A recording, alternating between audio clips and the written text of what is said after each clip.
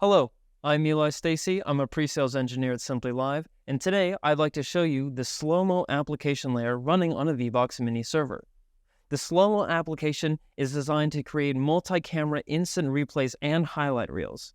Now, this is just going to be a quick overview of this powerful application and its capabilities, but we're going to have a series of short videos going into detail for each of the topics covered. Let's get started. The ViBox has two hardware platforms, the Mini with 4 or 8 channels and the 4RU with 8 or 16 channels. I'm using the Mini 8 channel with a 6-in 2-out configuration today, but the SloMo application is identical on both platforms. In addition to this ViBox having 8 channels, it also supports super slow motion cameras, allowing for smoother video at lower playback speeds. First, let's get familiar with the user interface. At the top, we have our 6 inputs in the multi-viewer, and below, we have our 2 outputs, Program 1 and Program 2. At the top right is our asset management section, where we load pre-recorded content. This is also where we manage replay clips that we're going to be using throughout our production. Below that, we have our playlist bin, where we create playlists and highlight reels. And finally, at the bottom right is our audio section, where we can control our external audio mixer if connected. Ease of operation is key in the SloMo application design. One way this is done is with colors.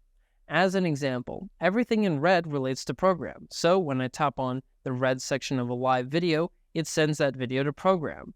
The same principles apply for green for program 2, blue for replay, and orange for selection. For operating on the SloMo application, there are a few options. Hardware controllers are available to help with replay, such as the ViBox Remote and Shuttle Express. The remote is designed for existing professional replay operators to quickly learn the ViBox through a familiar interface, allowing for maximum efficiency and speed in your production. We'll see more of this in a bit. The Shuttle Express, on the other hand, adds a jog shuttle with programmable hotkeys, giving tactile control in a primarily touchscreen workflow. While these peripherals are useful and work well in conjunction with the touchscreen, they are not required. Full replay control is maintained if operating on the touchscreen alone. Let's start by making a replay with just the touchscreen. Once an action happens, like you just tried to make that point, I can go back and simply jog across all my sources to find the beginning of that action. So it seems like it's right about here. Then what I do is I tap on the red to park that into program. And now, independently of program, my multi-viewer is at a totally different time code. I'm playing back. Maybe I can get a different angle, maybe a little bit of a lead up. I'll put this one, I'll park it onto preview. Perfect. So now I'm waiting for the director's call to play it out. Once I get the call, I can either use the slider to play it out at a specific speed, or I can use one of the presets down here. Then once that's playing out, I want to play my second angle. I tap on my preview window. That starts playing out. I can then queue other angles up, tap on them, so it makes it very easy to chain replays. Then once I'm done, the director calls I'm off air. I do all live, and I'm ready for my next replay. Now let's do another replay, this time using the Shuttle Express. Using the shuttle to jog back after any action, we just tried to make that shot. I can jog back with this wheel to very easily and accurately control the point in time.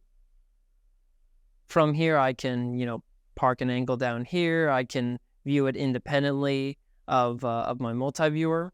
What I can also do is I can create a clip of this. So I can mark an in point. Then I can play it out. I can watch this go through. Oh, he misses the shot. Oh, it's also a foul. So I'm going to mark an out point and then save it. This saves it as clip 114 that I can refer back to later. That's going to go into my clips bin.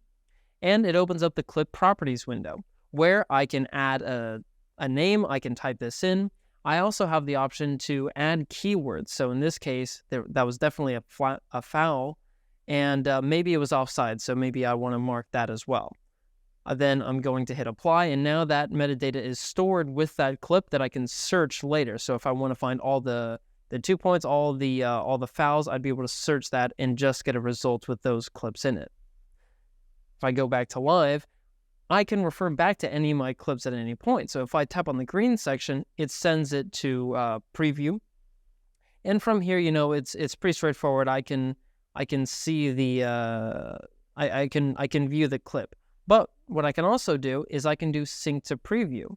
And so now my entire multi-viewer is synced at the time code of my preview window down here. And now I can select a different angle. So if I want to actually start with this one, that looks like it's a good chasing shot. Then I want to eventually end up with this one. I can decide, whenever the director calls it, I can play it out. Perfect. Oh, he doesn't make it. Let's get another angle of that. Oh, awful. Maybe I can tie some more here as well. And then the director says I'm off air. I press all live and I'm ready for my next replay. Finally, I'd like to show you the workflow using just the remote. On the remote, I can jog through my multi-viewer to find the beginning of an action. I can jog through. I say, okay. Looks like he's about to go for a layup. Perfect, so I'll mark an in. All right, it ended up being a 3-point. Perfect. That's the end. I mark out, press enter to save it. I select which camera angle I want to save. In this case, I thought camera 4 looked pretty good, so let's press D. It'll open up the clip properties. At this point, you know what? It was a 3-point, so that's great. Then I can press enter and save it. And so now that's saved that clip as 123D. So that means it's on page 1, bank 2, and it's the 3rd clip, and D is referring to the 4th camera angle for that. Now, if I press all live, going through my production, at any point, I can refer back to that clip. As long as I'm in the same page and bank, I see that 3 is lit up, which means I just created a clip there. I can tap on that and send it to program. Then from here, I can review it. I can say, okay, perfect, that's good. I want to start with this angle, but I want other angles for this replay. So I press sync to program. Now, usually this is on the touchscreen, but I've also assigned it to my F7 key. So when I press this, it syncs my multi-viewer to my program row. So now I can control all the different camera angles for that same clip independently of my program window. I can assign another angle that I like. You know what? I thought camera 6 is pretty good, so I'm going to press F onto preview and get that one ready. And so now I can say, okay, you know what? Maybe I want to finish with camera 3. So I'll just get that ready. So now what I would do is the director is going to call for a replay. I say replay ready, and whenever he calls it out, I play it at a % speed. I can adjust it on the fly. Cool, he's going to be making a shot. I'm getting ready on the second angle. Second angle's ready. I press take. It's going to go to the second angle. Then I can assign my my 3rd camera, which I thought as camera C would look pretty good, onto preview. Then I press take, and then it plays it out. Perfect. I can slow it down, or it can ramp it back up to normal speed. And now whenever the director calls and I'm off air, I press all live and I'm ready for my next replay. Now that we have a few clips, we can start to put together a highlight package.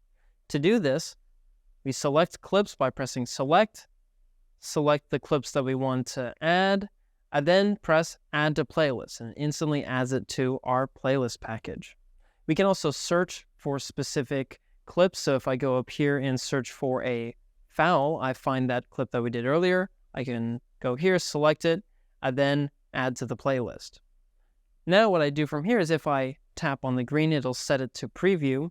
And then in here, I can jog through and it'll go through the clips and I can preview what my playlist is going to look like. But on any of the clips, I can actually make some adjustments to it as well. So if I go on this one, I say, you know what, this angle isn't really good. Let's watch it play out. It's from the side. Yeah, it's a decent angle, but I might want something else. So what I can do is, once it's on preview, I do change angle, and then it'll jump my entire multi-viewer back to that point in time. I also see on my remote that my preview window is flashing blue. That corresponds with the multi-viewer. Then from here, I select what angle I want to change it to. Instead of this angle, instead of A, I'm going to be choosing D. So I just tap on this, or I could have pressed the D button on here, And so now I see that it's 117D. Same in and out points, but instead it's just a different camera angle. So now that one looks fine. I'm going to go through. Let's look at the rest of it. It's going... Oh, and he makes a shot. You know, that one seemed a little bit short. So I'm going to go here. And what I'm going to do is also press extend. And so now it's, you know, it has an out point, but I can go past the out point. So I want to say, oh, perfect. I want it to kind of fade around here. So I'm going to set a new out point. Then as I'm going down, I say, okay, these look good. I can set new in points. I can set new out points. I can change angles. Once I'm ready with my playlist, I tap on it to go to the top, send it to program, and wait for the director's call. Once he calls to play it live, I press play to play it out at 100%, or I can use any of my presets down here as well. So I can set it to 67%. I then get a countdown here, so I see there's 3 out of 6 clips. I can see that it's going down the playlist over here. I can see how much time is left. So I say, okay, there's around 12 seconds, 11, 10 seconds. And then the director is going to be able to make a call based off of that. Finally, at the end of the game, you can export all the clips and playlists you created using the export application. This will export directly onto the local machine, or you can send it to either USB drives or to a network storage. I hope this overview has been useful in giving you an understanding of the capabilities of the SloMo application layer on a ViBox Mini server. As mentioned, if you'd like to learn more about the system, we'll have a series of videos going into detail for each of the topics covered today. Thank you.